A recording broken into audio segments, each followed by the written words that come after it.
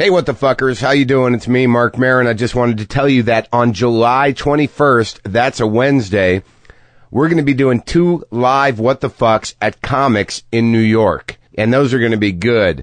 Jeff Garland's going to be there. Jim David's going to be there. Judah Friedlander's going to be there. Bob Kelly, Joe Mandy, Gary Goldman, Louis Katz, and who knows who'll come by. So that's Wednesday, July 21st at Comics, and you can go to comicsny.com for tickets. That's COMIXNY.com for tickets. 2 live WTF tapings, July 21st. That's a Wednesday, 7:30 and 9:30. A lot of great comics and maybe some special guests. Now enjoy the show. Lock the gate!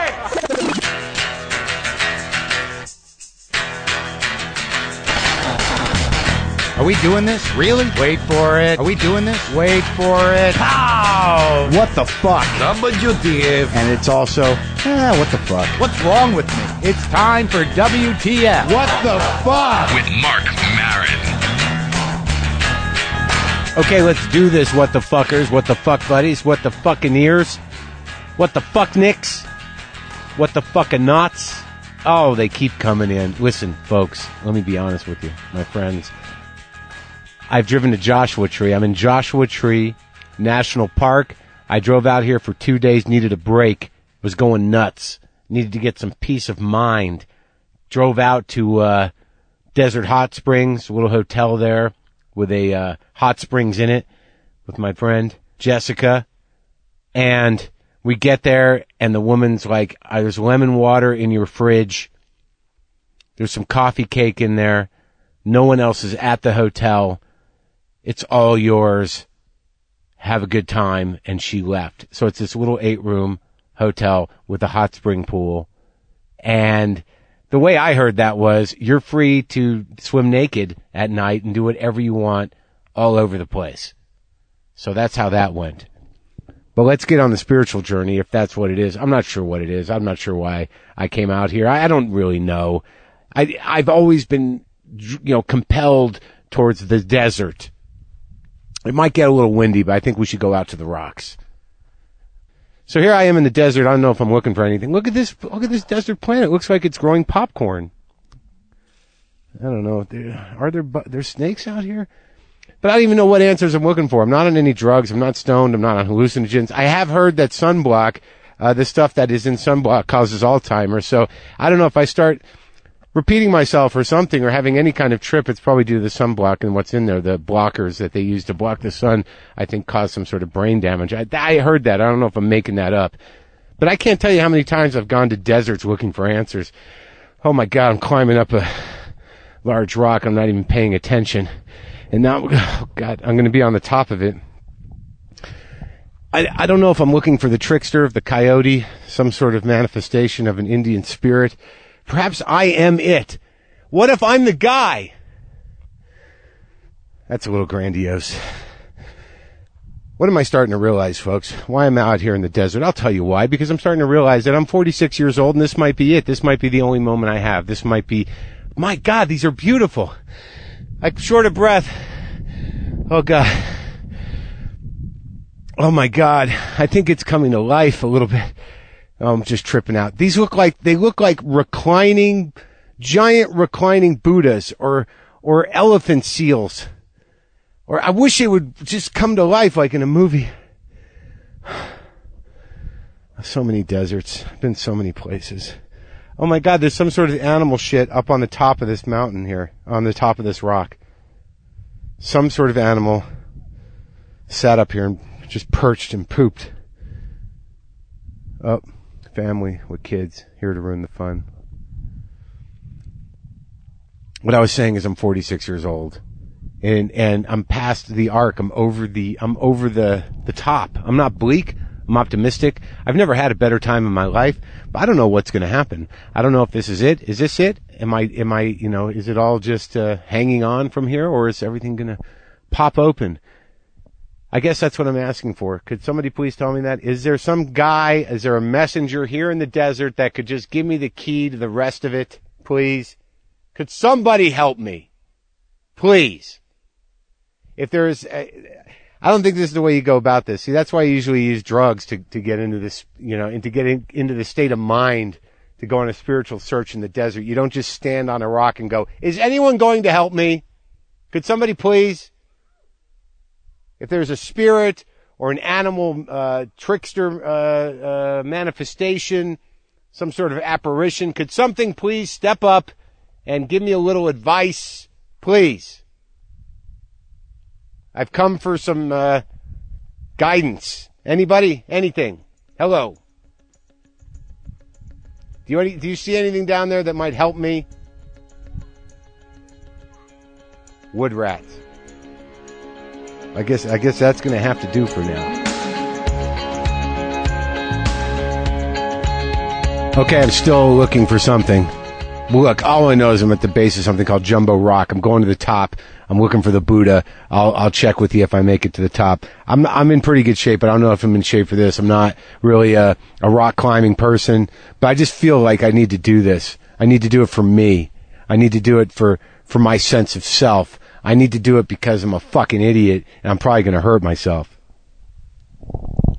What did you say? There's an emergency number where? There's an emergency number on the visitor's guide? Very top. On the very top? Very top. All right. Well, maybe you should go get that. You're going to get it? Really? Yeah. No, wait. Just wait.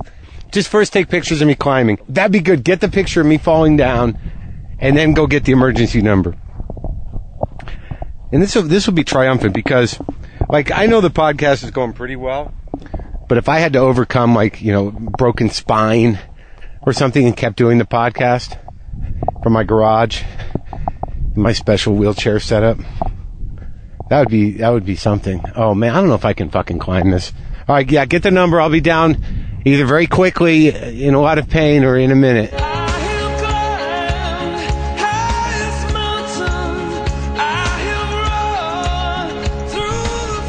All right.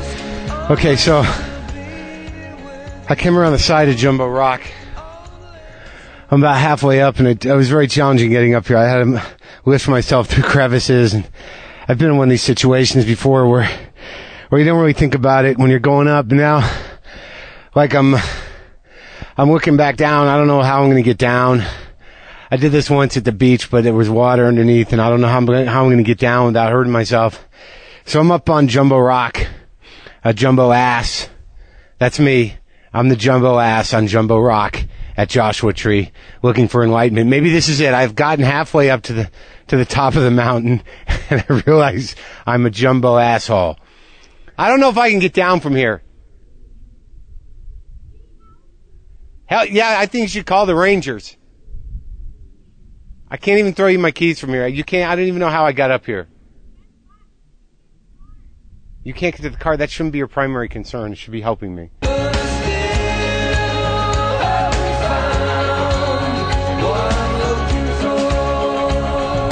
All right, I fucked up. I didn't plan my spiritual. Fuck. See, so now we're out of the park, and I haven't peed, and I haven't made it. I didn't quest all the way back to where I was whatever was gonna happen. I kind of stifled something happened halfway. I didn't plan this right, because by the time I realized that maybe the quest was to pee, and to maybe regress back to the freedom of peeing without thinking about it, all the way back to infancy, that now I'm in some neighborhood. Now we're out of the park. I'm in the neighborhood. And I haven't peed, and I didn't make it back. That's isn't that my whole fucking life?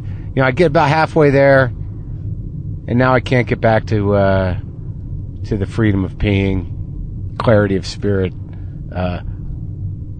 true open-mindedness, where everything appears wonderful and wonder-filled. I didn't get back there. I didn't plan it right. But maybe that's, I don't know. Yeah, I don't give a fuck. I'm gonna piss wherever I want. And I think that's a fine place to be spiritually. It may not be like, I don't even know I'm peeing and it doesn't matter and everything's wonderful. It's more like, fuck it, I'm peeing here. Problem? I think that's about as legitimate a place as I can be spiritually right now. And I think that's not nothing. to take away from Joshua Tree. Enjoy Nick Swardson.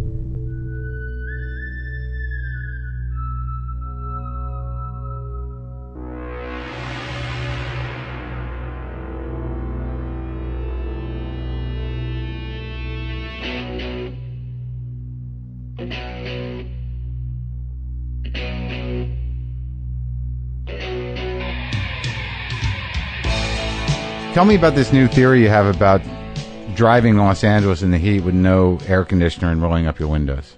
Because I'm a big drinker, smoker, partier.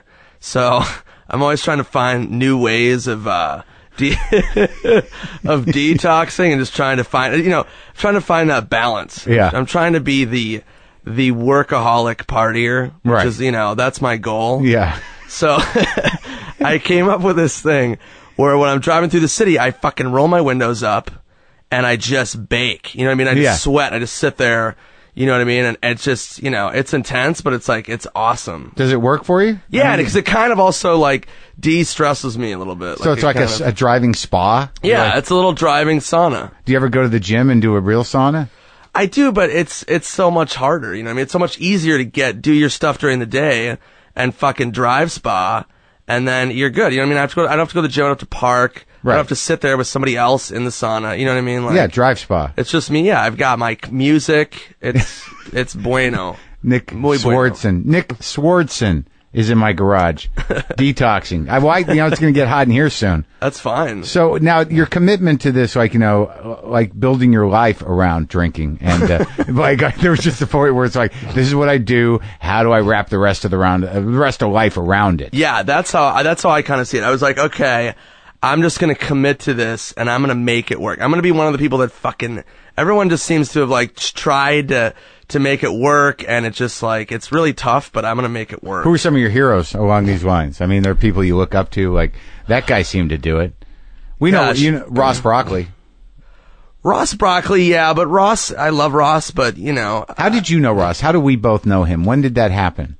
I moved to New York. Okay, it was from New York. In 98. Mm-hmm.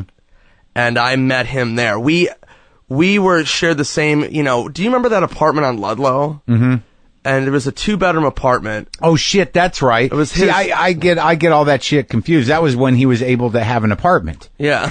That didn't last long. No, he had that apartment, then he was tossed, and then I think Galifianakis took it, and then I was friends with Zach, and Zach turned me onto it, and then I lived there with 80 Miles, and then we just kept, handing the apartment off, and then I was the last one. Me and this guy, Bobby Tisdale, we were finally tossed out of the apartment. So Ross Broccoli. For people who don't know Ross Broccoli, if you don't remember the Holiday Inn commercials, years ago, it was this guy who lived with his family, and they would be like, "What do you think this is? A Holiday Inn?" It was like this kind of disgruntled dude.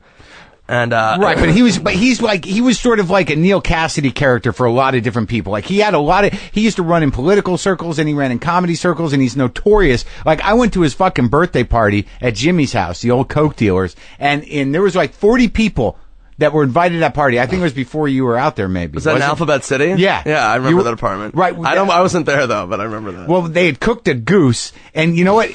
It was his birthday, and people there were no less than 35 bottles of scotch. Now, if everybody thinks to bring you a fucking bottle of scotch, Jesus Christ, you're a professional alcoholic. But he was sort of a romantic character in the sense that he was the kind of guy, that's why I brought him up, that he could drink for 3 days straight and play amazing basketball. Yeah, that's true. We would play basketball. He would chain smoke Marlboro Reds. Right. And he would go and play full court basketball. No problem. So he was that guy.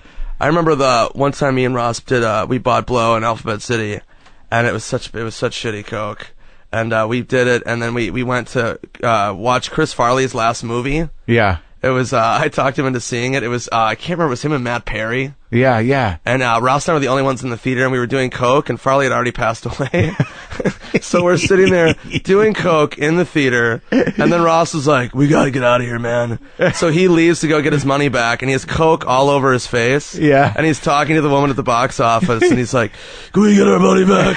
And she's just staring at him like, "Is this really fucking happening right now?" Farley had just passed away like a month ago.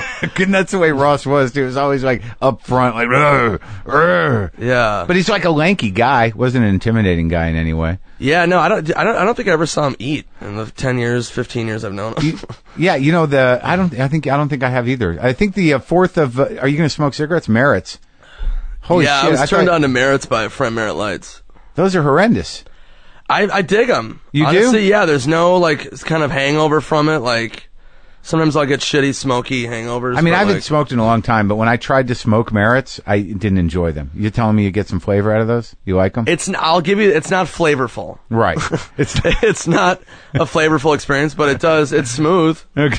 You know what I mean? That's important. That's important, I think man. the first time I ever met you was in Minneapolis at Acme, you know, and I don't know, you hadn't moved anywhere yet, and you look different. You had short hair. You look like, I almost thought you were like, who's this jockey-looking dude who's judging me? Was that possible? That you like? I've never judged. I don't judge. No, but that you looked sort of jockey, like your hair was. You looked sort of ripped a little bit. Oh, and jockey. I think you meant jockey like the horse. The guy rides a horse. No, like you look. Oh, sort fratty. Of, yeah.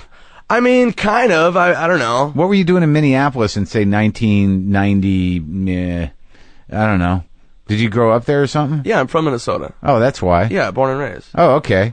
So yeah. you were this guy Acme that was my home club, so I used to go and watch everybody. I think the last time we really hung out for any amount of time was when you showed up at that fucking party at Galifianakis' Oh my God. house. You came to Zach Galifianakis' house in Venice with a pickup truck full of fucking fireworks. Yeah, that was amazing. What was that story? That's still one of the funniest moments. I used to talk about it on stage. I had just come from Vegas, and Zach was like, "Hey, I'm having a barbecue." And me and my buddy used to drive to Vegas every 4th of July, and we would go out into the middle of the desert, and we would spend thousands of dollars on full illegal fireworks. Yeah. And not even like fireworks, like we would buy like grand finale, like one firework would cost like $100. Like, It it was was like amazing. major. Yeah. So we go to Zach's like barbecue in Venice, and Venice is, you know, it's an intimate neighborhood.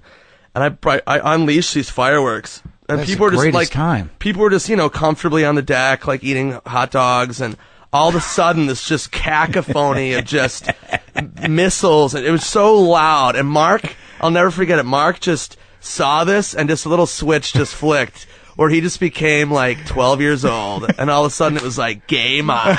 It was like, where are the fireworks? Okay, who's got a lighter? And then my favorite moment, I swear to God, it's one of my favorite moments in my entire life, is when they took this big box out, and it was one firework, and it was fucking huge. And I think it was you, and you're like, "Give me that one." And he fucking puts us in the middle of the fucking lawn, and you light the wick, and as you're running away, it fucking tips over and points back into the barbecue. Oh, no. I don't know if you remember that. And all of a sudden it was just like,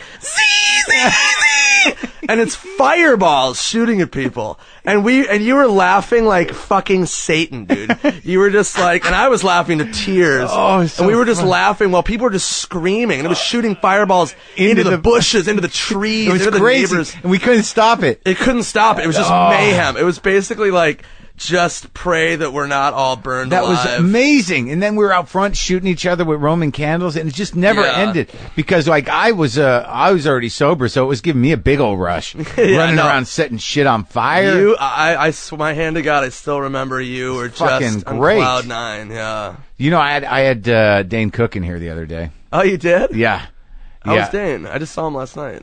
Are you all pals? Yeah, Dane and I get along. We've always gotten along. I And mean, you're- we've had kind of a weird. We had a weird kind of history, but we've always gotten along. Yeah. But when I first moved to New York, it was so funny because I'm talking 98, 97. I remember you then. Yeah, there was that whole, like, a lot of people don't realize that Zach and you all started out, like, doing regular stand-up, really. I mean, we were you? always did. Yeah. I always did clubs and Yeah. stuff. But everybody accused me of trying to be like Dane Cook, and I was fucking 19. I didn't even know who he was. I mean, this was like, he wasn't anybody. He was in Boston. I had been doing stand-up in Minneapolis. I had done the road. And I was so young and physical, and people were just like, "Oh, you're trying to be like Dane." And I'm like, who the fuck is Dane? And I was like really pissed off. And then it turns out we had the same manager. and it was this weird kind of two physical guys, and I actually changed my stand-up in a lot of ways and became a lot more mellow, and kind of because of that. I was really like pissed off, so I was like, all right, I'm not going to be as high energy, and I'm just going to fucking, I brought it down a lot, and I was just because I was so like, it was so jarring to show up in a new city already scared and intimidated, and have people be like, hey, you're trying to be like blah blah. I was like, what the fuck is you? That guy? Yeah, you don't strike me at all like him. You got this build. I don't either. I don't know why the fuck people are just lazy assholes. People just like. But you're like very much have a defined personality. Right. You know what I mean? Like whatever. But now tell me a little bit about the Adam Sandler posse. Uh-huh. Well, I mean, like, I know I'm not in it because he doesn't like me. I made him mad once because I said something about him on television, and, he came up to me and said, I heard you were talking about me, and I said, yeah, I did it on television. Right. But there's definitely a crew, is there not? Oh, yeah, I mean, Adam, yeah, for sure. Yeah, who's in it? Like, a lot of his buddies from NYU. Oh, not comics? Yeah, he's got some, like, he's good friends with, like, Kevin Nealon. Uh-huh. Rock Spade and those guys. Like, yeah. Yeah, I mean, he definitely, like... Does he produce your movies? Now, which ones did you write? Didn't you write I wrote the last movie? Grandma's Boy, Benchwarmers. I helped him write on Chuck and Larry. We just shot one that me and him wrote. And you just wrote it together? Yeah, me and him. So you guys are like partners? Yeah, we've partnered up on a lot of stuff. But he's really cool. And he just, the thing about Adam is he gets, like, bummed out, like, when people talk shit about him. Like, Adam doesn't talk shit about people, so he just gets, like, really, like, bummed out when people, like, rag on him and stuff. He's kind of, like, he just doesn't really, like... Get it? Yeah, because he's just, like, he does his thing, and it's, like, he doesn't understand why people always, like, slam him. Well, I don't know that I slammed him. I used him as a descriptor. Like, right. I said, like, I used him like as, I was saying, like, the kind of, like, it would be as if me saying the kind of guy that likes Adam Sandler movies. Right. Is that saying something bad about him? No, but I mean, he could, yeah. Yeah, so it got ugly for a minute. And really? Well, no, he confronted me. Like, I used to do this joke that it had that sort of as a description in it.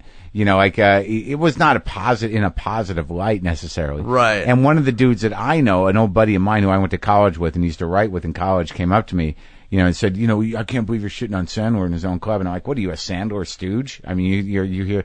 And it was, Steve Brill? Oh, yeah, I know Steve Brill really well, yeah. Yeah, I went to college with him. Did you really? With Brill? Yeah. That's hilarious. We're kind of good Brill friends. owes me fucking $500 now for you what? mention it. Poker? I paid his bar tab at a fucking club. Are you serious? Yeah, this is years ago. That fucking... I gotta get that from him. You do have to get that from him. I know. You paid his bar tab? Fucking Brill, yeah. Why do you say, like, fucking Brill? Tell me a little bit about Steve Brill these days. No, Brill's cool. I love Brill, but it was... No, I just remember that because he's like... No, I mean, it was years ago, but he was just like, dude, can you get me? And I was like, yeah, right. And he's like, I'll get you back. I just remember that. That's a hell of a big bar tab to just say, can you cover me? $500. Yeah, I mean, it was a club, so, it's so fucking inflated at those things. Jesus Christ. Who the hell goes to clubs, dude? I do sometimes. It's not really my thing, but, like, every once in a while, it's fun as shit. Oh, my God. Look at all these credits you have. Click. What was Click? Click was Sandler. Oh, that's right. The weird that was good. Remote control movie. Yeah. It was actually really a deep movie. I liked it. Caveman. Oh, you're in... That's a... I was in the Caveman pilot. For fucking ABC. My buddies directed it. They called me up. They're like, can you fucking just do this pilot? I was like, what? I'm like, I'm not going to be a fucking caveman, dude. They're like, no, you have to be a caveman. I'm like, all right. So I'm doing this fucking pilot, and, like, my buddy Nick Kroll is in the pilot. Yeah. And he's got to go through, like, 38 hours of makeup. You know what I mean? He has to show up at, like, 3 a.m. and just, like, get the whole 9. And the other guys are having, like, allergic reactions. They just fucking were so mad at me. They're like, God damn it. How did you get out of this fucking cave suit from hell? That would be the worst case scenario. Like, I know, I mean, getting on a show and obviously working is so great, but it's like, imagine being on fucking Caveman for 10 years. Oh, thank God it didn't go. I've had Nick in here. It would have been the worst thing in the world for him. Because now his career is sort of taken off in a nice way. Yeah, he's so funny, and he's just funny who he is, Like, imagine me stuck in that. Oh my God. Thank God it didn't fucking work. That would be horrific. Tell me about the movie you just did with Adam. It was a romantic comedy for Valentine's Day. And you play? I play Adam's cousin and Anderson's boyfriend for the second half of the movie. Oh, really? Yeah. What's she like, man? So awesome. Did you shot? Yeah.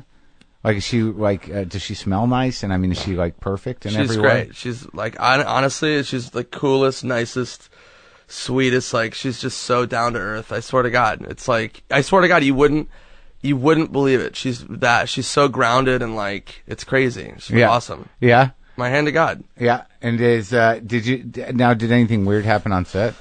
Ever? No. Does Adam play fucking tricks on people? Do you have any like weird fucking stories? No, he doesn't. He's honestly like such like a good dude. He just like makes sure like the crew and like everyone just is taken care of, and like he doesn't like prank people and shit. Like like he's the thing about Adam that people don't realize is he fucking works really, really, really hard. I found that from interviewing people, the guys that make it as big as him can't do it any other way. There's no other way. Yeah, you have to work really fucking hard. And I'm genuine when I say it. It's like, it's fucking insane to watch. I mean, he juggles every duty. He's working on one movie and he's, helping write another one. I mean, it's just like, it's incredible to watch. Now when you guys write together, how does that work out? You go over there sweaty after the car spa. Yeah. It depends upon the movie, but like the last one we did that comes out next year, like it was his idea and he really drove the writing, and we would go to his house and he would really drive it, He would drive the story and push like. Would it be more of a group thing? You just sit there and throw ideas around, or like would it be line for line, or like what? I mean, I'm one of those people, I like to start page one and just write. Yeah. And Adam likes to outline. So we just try to find a hybrid where we can meet. Do you go scene by scene? Yeah. And we'll go scene by scene and then line by line and then literally like joke by joke. And yeah, I mean, we do it like, I swear to God, we probably did 15 drafts of the last script. No shit. I swear to God. It was the hardest. I mean, I've worked on several movies and it was the hardest one I've ever done. Now, when you did like what? I'm trying to remember. So Reno 911 was like a big break for you, right? Reno 911 was good, yeah. It definitely. Because you like very defined characters. Yeah, I mean, the success of that was really a shock because we kind of started that show under the guise that it was going to get canceled right away. Yeah. So, they're like, hey, we have this show. It's probably going to eat shit. So do whatever the fuck you want. You know what I mean? Come up with whatever characters. So I'm like, okay. And so I thought of this, crazy fucking flamboyant prostitute. And then cut to like 6 years later, a movie. I'm just like, fuck. My mom still hasn't seen one episode. It's horrified. Are you serious? Yeah, of course not. What's the story with her? What do you mean she doesn't know you? No, she just doesn't I don't know. It's not how she pictures her son and fucking giving hand jobs in bathrooms of taco cabanas and. But she knows it's Minnesota. You're a clown, for fuck's sake. No, I know, but it's old Minnesota, Is both your folks still alive? No, my father passed. Sorry, buddy. And your mom lives in Minneapolis? St. Paul. And it's old Minnesota. What does that mean? Is it sort of? But they're not moralizing people. No, I mean it's just like she grew up in the suburbs in the 50s. You know what I mean? It's just like that. You get along with her? her? Yeah, we're really close. But she just still polite and very polite. And I don't know. She just likes to see me not all the movies where I'm fucking crazy. Like we did I Now Pronounce You Chuck and Larry, and I flew her out for the premiere. Yeah. And I'm sitting next to her, and then I'd realize, oh, fuck. I marry Ving Rhames in this movie. We have a wedding scene. We fucking make out. The end of the fucking movie is me slow dancing with Ving Rhames. You forgot that? I just totally slipped your mind? Yeah, and then so my mom, just sitting next to my mom, I'm like, oh my God. And I can hear my mom under her breath oh no. Oh no. And I'm just like, fuck. And then we walk out after the movie. I'm like, did you like it? And she's like, yeah, that was fun. There was some fun stuff. And then Ving Rhames walks up and he's like, is this my mother-in-law? It was awesome. Yeah. It was so great. My mom's like, yes. Hi, how are you? Did she know who he was though from other movies? Yeah, I mean, totally. how out of the loop is she? No, she did. Yeah, she's hip. Where'd you grow up? San Francisco? Albuquerque, New Mexico. Did you really? Yeah, dude. Jesus. I mean, my Christ. family's from New Jersey, but I grew up in Albuquerque. Oh, how was that? It was good. It was probably like Minnesota. It was arty and just big enough to be cool. It was all right. I have family in Albuquerque. You do? What do they do there? Fuck. What do they do? They're retired, my aunt and uncle. They retired in Albuquerque? Yeah. It's a good place. Have you been there? I've been there once, yeah. Not bad. It wasn't bad. When you go out on the road, it's a trip, though, man. Oh, yeah. New Mexico it's is beautiful. fucking... What do you mean it's a trip like how? Did you run into some weirdness? No, it's just I don't know. Yeah. It was, We shot that movie The Longest Yard in Santa Fe. And I was in Santa Fe for like 2 months. You didn't shoot at that prison, did you? Yeah, we fucking did. And it was insane. And there were all these ghost stories, and there was all these fucking... Did anyone tell you about the riots? Yes, of course. Dude. I almost threw up. They were telling me these stories about guys. I know what you're going to say. People don't know. These prisoners rioted in this jail. I was there at the New Mexico State Penitentiary. Yeah, go ahead. And these prisoners rioted, and they overthrew the guards and the entire thing, and these guys went fucking apeshit in this prison, and they fucking tortured like rat fucking guys in the prison. Like they burned their eyes out with blowtorches. Yes. Some guys were trying to escape, and they would literally push themselves through the bars and like smash their own heads open. It was like, I'm gonna fucking puke. But my favorite thing was Adam's partner. He was like, we were all freaked out by this prison. It was so creepy. And there were so many ghost stories. Like, the crew was like, I just saw a fucking dude jump off the fucking... I swear to God. People were freaking out. I mean, that wasn't that long ago, that riot. It was in, like, the 80s. I know. But Adam's partner paid... His assistant slept over there overnight in one of the cells. Get the fuck out. Yeah, he couldn't have a phone. He couldn't have anything. That was a dare? Yeah, well, he paid him, like, $500. To do it? Yeah. And he did it. Yeah, we were all like, we couldn't believe it. But how the hell did you do that? It's still a functioning prison. I mean, how'd you shoot there? I mean, would they close off part of it? Yeah. Fuck.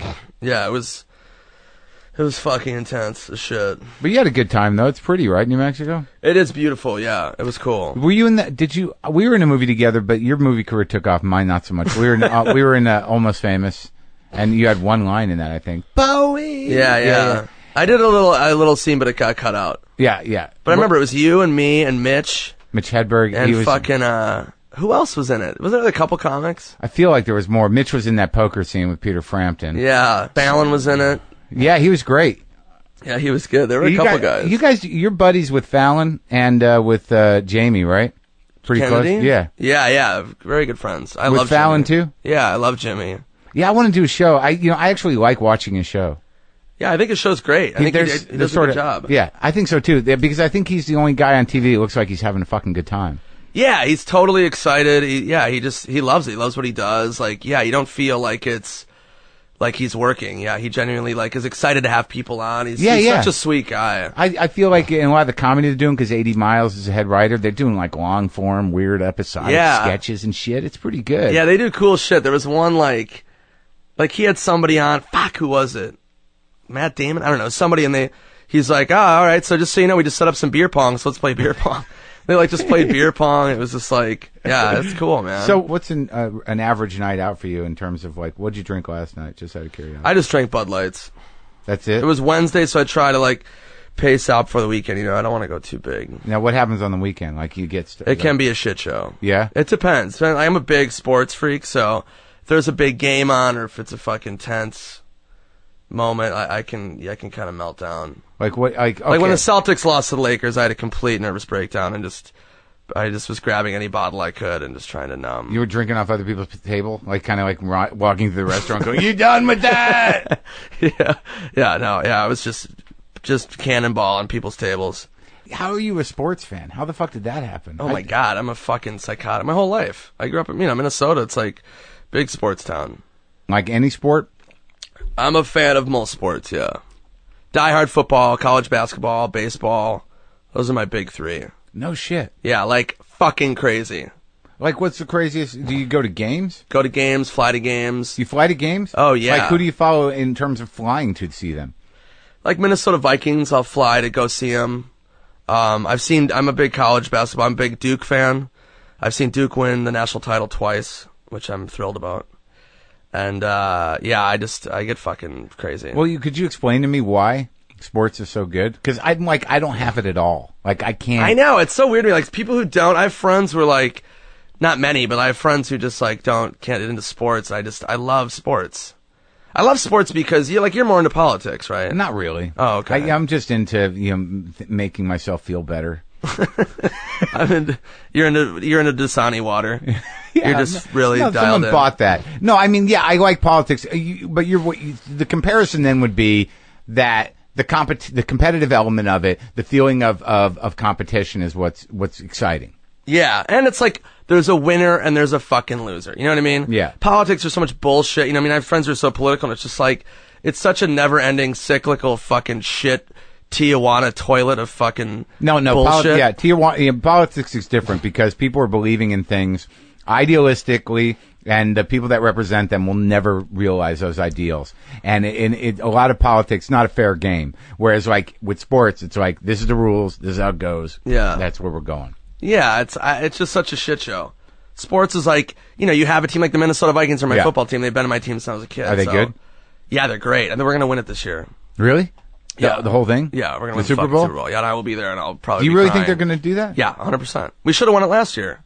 Okay. I'm not up on it. So Yeah, when you were younger, did you play sports? I did. I played sports my whole life. So you were kind of jockey when I met you that first time. I was a little jockey, but I wasn't like... Yeah, I mean, I've No, always I just been looked jockey. at you. I looked at you and I thought, like, that guy's one of those guys. And now look at you. You're a fucking disaster. Now look what happened. You're rolling up the windows of your car so you could sweat out liquor. That's how we do it. I mean, Minnesota is a sports state, and I also found out we were the second drunkest city in the country. Did you ever paint your face to go to games? No, but I would. You would? Yeah, totally. Why didn't you have someone do a documentary of you going to a game? And who would enjoy that documentary? To see you being a sports fan would be hilarious. That's why I don't have a Twitter. That's one of the main reasons I don't have a Twitter, is because it would just be so clogged with just crazy sports shit that people would be like, all right, fucking A. Like trivia and shit? No, Or just like melting down. Like I literally through the NBA playoffs of the Lakers and Celtics, it was just melting down. Like, what is that? What you mean? Okay, so you're freaking out, you're drinking, what are you, screaming? You're Screaming, fucking screaming. Okay. Yelling, I've got the jersey. I usually have, sometimes I'll money on the game. Yeah. And it's just, I just like... So you're by yourself, or you're like... Oh, where? no, I'm at bars and I get really bad. You're pacing in a jersey, screaming. Pacing, jersey, screaming. Like, we were shooting this movie when Duke was up in the national championship. And while they were in the final, in the March Madness, I would watch in my trailer by myself because I couldn't be around anybody, and I would just be screaming and throwing things and fucking full melt. I swear to God, you would not believe it. Just full nervous breakdown. In public? No, I had to just sit in my trailer just by myself And freak out? Yeah. Have you ever been asked to leave a bar? Oh yeah, I've been not a lot because sports bars, but I've gotten in fist fights and So you go to sports bars to do this sports behavior? Yeah, Good sometimes. for If it's a really big game, I can't be around people. If it's something where I'm gonna lose my mind, I have got to be by myself. What were your sports when you were growing up? What'd you play? I played soccer. Yeah. We were all city. No big. I played baseball. I played tennis. I played basketball. Jesus Christ. Yeah. Who would have known this about you? Does everyone know this about you? I don't know. A lot of people would probably not think of that, but I was good too. I used to play a lot of basketball. Yeah, but I mean, shooting guard. I used to kill it. But now, so do you feel like you're drifting from? Are you comfortable with where you're headed? What do you mean? Just in general, physically and whatnot. Yeah. I'm fine. Yeah. Okay. I'm good. You're not thinking maybe I should work out or. I mean, I work out a little bit. You know what I've been doing is yoga. It's fucking amazing. Yeah, I do yoga. Do you really? This yoga. This yoga. Yeah, I'll do the power yoga. Yeah, I'm on board. I was not going to be on board, and then it was another form of intense detoxing. Yeah. What do you do? Bikram? What do you do? I tried Bikram, and that just kicked me in the fucking labia. You almost died, right? Jesus Christ. Right in the labia. I fucking was doing Bikram. I was actually doing it the other day. It was 95 degrees in the room. Yeah. And I was fucking sweating so hard, which was great. And I was so excited. I was getting all shit out of my system. Yeah. And then I was finally couldn't handle it. Right. And I told the fucking teacher, I'm I got to get some water. And he's like, okay.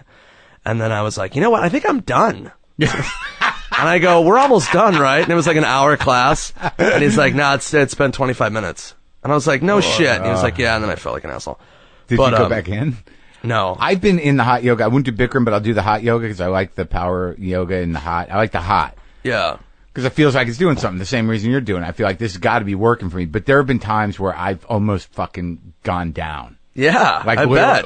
I'm this is not good. I know that it's not good for you to pass out. It's not good to. Well, like those fucking people died. Remember? No. Was it in Arizona? That guy led this fucking guy. I wrote books and shit. He led these people down to Arizona. Well, that was in a sweat lodge. And they did like a sweat lodge, but it was yoga. It was a whole thing. I thought it was like, and he made people stay in there and not drink water or whatever. And they like 4 people died. They died. Well, they really got their money's worth.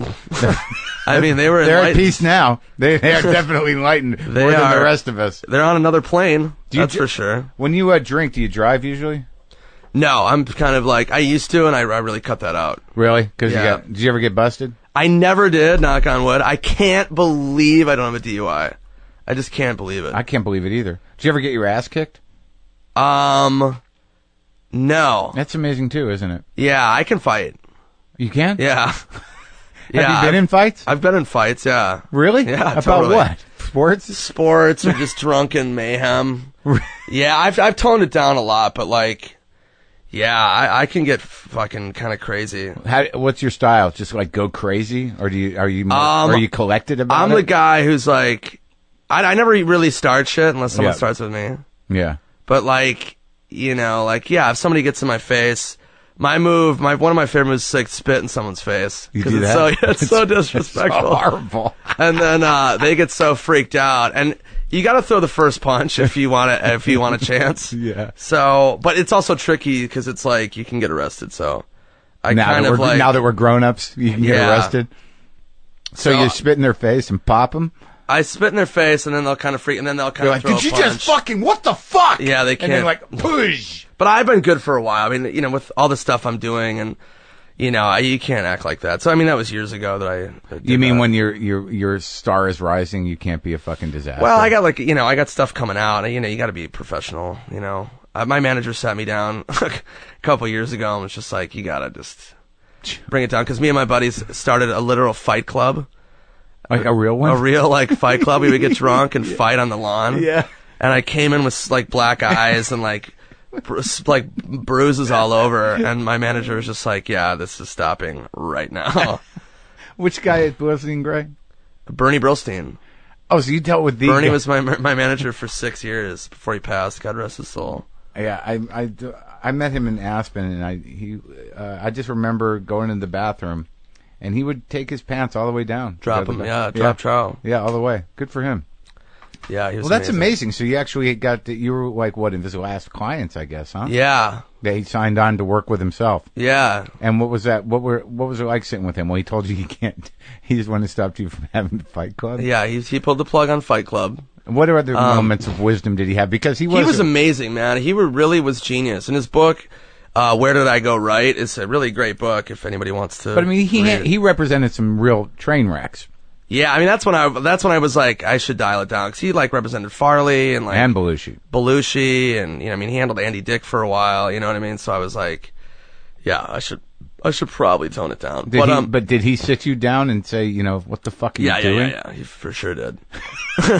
He called me up. He's like, you got to come into the office, and I was like, what? And then I came in, and he was like, you gotta fucking stop this shit. You know what I mean? I was like, all right, sorry.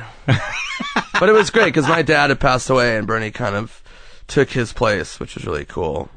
He really was amazing. Well, that's amazing. So how old are you when that happened? When you signed with him? 25, maybe. And how did that transpire? Where did he see you? I left. I was with Barry Katz for a while. Whoa. And I left Barry, and then I actually avoided that one. Yeah, that was interesting. He asked me when he first started signing people back in '89. Really? Yeah. Yeah, that was interesting. You can take whatever you want. Just Mark, you're amazing. The world is whatever you want. You're incredible. I mean, whatever you want. So let me understand. It's okay to steal material on the road? Oh, but Barry? Yeah, to Barry. Yeah, I mean, so you say, yeah, who's gonna see it? Oh yeah, just give me the question again. So I only have 35 minutes. How am I going to do an hour at the college? All right. Well, here's what you do. You can borrow from DePaulo or guys like that. You know what I mean? Just take a couple. Don't tell anybody, and just do change one word, and then you're fine. You're getting by. You know, it's what you got to do to survive. But wouldn't I be stealing? You know what? you're borrowing from the community. You know what I mean? We're all kind of in this together. Okay. That's exactly how you would do it. Oh, God. But so they just called me. I left Barry, and then they called me up, and I took a meeting with Bernie. And it was, when you take a meeting with Bernie Brillstein, you're pretty much not taking many other meetings after that. Right.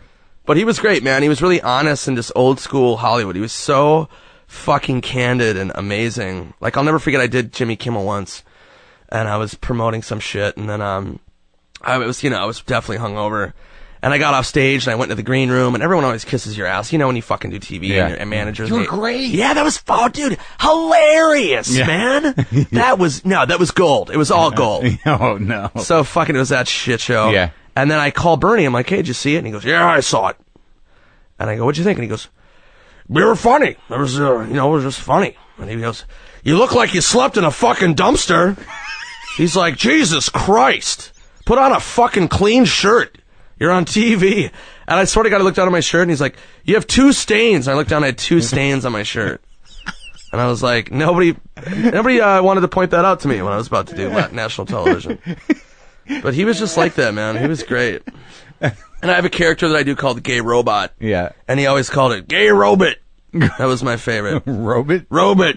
The Gay Robot. Didn't he know how to say robot? Robot's like, I guess, an old, I don't know. Is that how you say it? I guess it's old-timey. Oh, God. Robot. Did he have a good time all the way through? I mean, did you sense Great. at the end that he was awesome? He loved everything? Yeah, he was great. He loved, he had he definitely had a roller coaster of a life, but he had an amazing life. Yeah. But he was very sweet, and he was well loved, and he was surrounded by people who loved him. And what do you got coming out now? I got my own show coming out this fall. It's called Comedy Central. It's called Nick Swartson's Pretend Time. What's the angle? It's a sketch show, but it's like not where I talk to the crowd and the stage or anything. It's just more like video sketches, and just they kind of segue into each other, and it's fucking out there, and it's definitely crazy. Me and Tom Giannis, you know Tom, right? From where? Tom did Human Giant. He ran I'm the show sure I Human met him. Giant. Yeah. Heavy set dude, rides a motorcycle. Used to date Sarah Silverman. Yeah. I kind of know him. He's brilliant, man. But it was his idea for the show, and then we collaborated, and it was awesome. How many did you shoot? 7 episodes. They're all done? Yeah, it comes out in October. They look good? Yeah, I mean, we do sketches like, that show Man vs. Wild? Have you heard of it? That's a show. Oh, wait, I have heard of it. Yeah, Man vs. Wild. Yeah. Like we did a sketch called like Man vs. Wild versus Cocaine, and it's like me out in the fucking woods, like as a wilderness guy, and I find like cocaine, and I find, you know what I mean, and then I just melt down trying to do my wildlife show. It's shit like that. Like we really like push it. Do you still do cocaine in real life occasionally? No, I stopped doing coke a while ago. Boy, how'd that wall hitting go? Oh my God, the cocaine wall is. I don't recommend it for anybody out there. Do not hit the cocaine wall. I can't even imagine what that meant for you. Oh my God. It was years ago. Yeah. But thank God I hit it. Did you drive your car into something or just stay up for 3 weeks? Or no, I bought like an 8-ball of stripper coke in an alley. Yeah. And, I made the mistake of, when you buy an 8-ball, and I was like, this will last me the weekend. Oh, no. Like, really? And so it lasted about 3 hours. And I think it was cut with like anthrax and fucking awesome. Mermaid farts or something. Mermaid farts. They always used to cut it with that stuff. So I couldn't sleep. My piss was like foaming. I was like in a fetal position. My heart was just racing for like 3 days straight. Should I call the hospital? Yeah, it was just it was awful. Good for you, though. Good for you for having a good time. I did, yeah. But I just, I drink alcohol and... Yeah, smoke some weed. Fine. I don't smoke weed that much anymore, either. Just the booze? Old Yeah. school. Yeah, I don't booze, like, I'm not, like, I don't drink every day. Yeah. I'm not accusing you of that. I think you are, Mark. I think I'm you're not. looking You, at me you like always feel that, I'm like, fucking because I Arthur. don't drink. No, that might be what'll happen. I hope. Yeah, you could be that. That's a good life. When did you quit drinking again? It's going to be 11 years in August. Is that true? Yeah. I didn't know that. Did I know you when you were a fucking crazy drinker? A bit. Yeah, I mean, 'cause I must in have. New York, I mean, it got pretty ugly in 99, 2000, so I quit in like 2000. Were you like Janine? Remember when Janine used to drink? I don't remember what she do. What You she didn't? I know. I Back remember. in New York when she would. Yeah, but she was Oh, never. it was so funny. I was like, I hung around Broccoli and a little bit in that scene before he freaked out on me and decided that, you know, I had, had sex with his girlfriend or something. That Right. Something turned in him. But I was living with a woman in New York that wouldn't tolerate me drinking, so all had to be done clandestinely. So I'd be out at night after Monday night at Luna. You know, Yeah. that was like the fucking night for me. Oh, that was the best. Yeah, Monday nights in Luna were epic. Yeah, but that's when I'd get fucked up, and it'd last till Wednesday. Right. And somehow I'd pretend like, you know, I could get away with it. Like, if I just get to the coke guy, like, before, like, early, I'll go before the show, you know, and just, you know, Ugh, like, I got baby Jane Hudson making my, working on my deck. that's awesome. Oh, what about that time you and me and I don't know if I should say his name. Go ahead. Remember we were at the Comedy Store and we ended up at that old dominatrix's house? Oh, what the fuck happened? You and me were at the Comedy Store. When we ran was into that? I don't want to say his name. Okay. But me and our buddy, we'll say his name is Jim. We're at the Comedy Store. We were hanging out. We were, and this old, like, 50-year-old, 55-year-old, like, dominatrix lady. We didn't know she was a dominatrix. And she's like, hey, I'll have after bar at my apartment. And Jim's like, let's go over there. And we're like, okay. I was just barely remembering And we this. go, and we're sitting on the fucking couch. And she pours us, like, a bottle of pours me a glass of fucking lukewarm Cuervo, which, yeah, it's not high on my wish list. This must have been 98, 99? No, this was later. This is 2001, maybe. So it was right before I got sober, or was I sober? I think you were just sober. Right, okay. And we were at this chick's house, and she puts in a VHS tape, and it's her whipping, like, some girl. Yeah. And you turn to me, and you're like, is this fucking happening right now? And I'm like, dude, this is no bueno. And she goes, hold on a second. She goes into the fucking next room and gets on this fucking outfit. And she was like, are you guys into this or something like that? Yeah. And I was like, yeah, I'm not. And you're like, I'm not. And we're like, We let's left- go. what's his And name there? Jim's like, hey, I'm going to stay here. I'm just going to, I fucking, and I was like, what? And we left. It was like totally uncomfortable. How could the fact that I don't remember that Yeah, what the fuck? precisely is crazy. That's crazy. I remember pieces of it though, It was insane. We were laughing our ass. We walked out of there and we're like, because Jim got us into it though. Jim Right? got us into it 100%.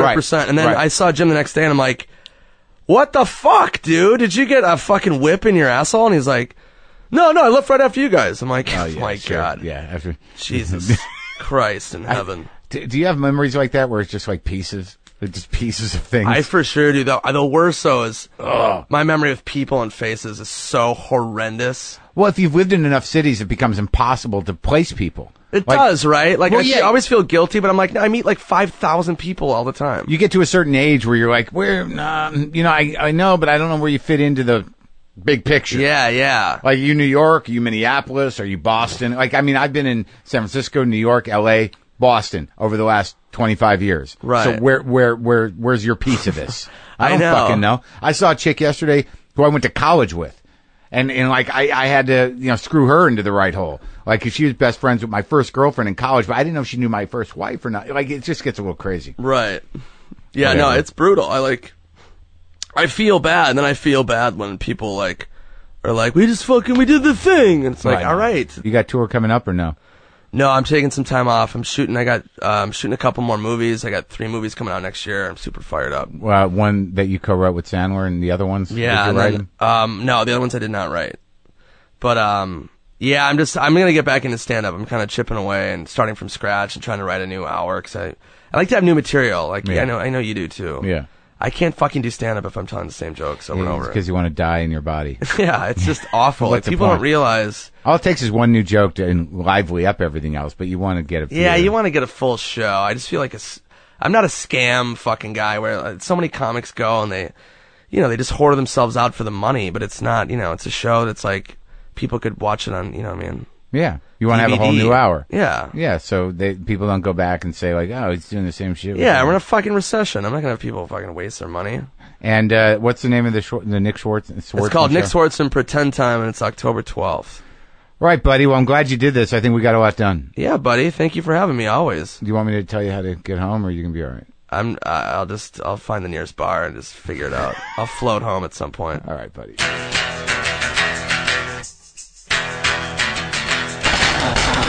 Okay, I hope you enjoyed that show. I hope you enjoyed Nick. I hope you enjoyed my spiritual search. I'm outside of the job. Okay, it's happening. I'm peeing. I'm peeing on the side of the road. Fuck all of you. Someone try to stop me.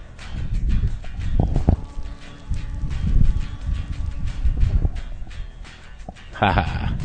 All right, go to WTFpod.com for all your WTF pod needs, and punchlinemagazine.com and justcoffee.coop. And I'm going to be in England July 28th through the first week of August. That was pretty good pee. I don't think it was as good as peeing behind a rock. And live What the Fuck at UCB Theater July 16th with Craig Robinson here in Los Angeles. Triple Rock Social Club, Minneapolis, July 17th. July 18th and 19th, Union Hall, New York, Brooklyn. July 23rd, Great Scott, Alston, Massachusetts. July 21, Wednesday, Comics 2 live WTFs with Jeff Garland, Judah Friedlander, and many others. 7:30 and 9:30. Aha. You missed it, lady. You missed it. All right. I'll talk to you soon.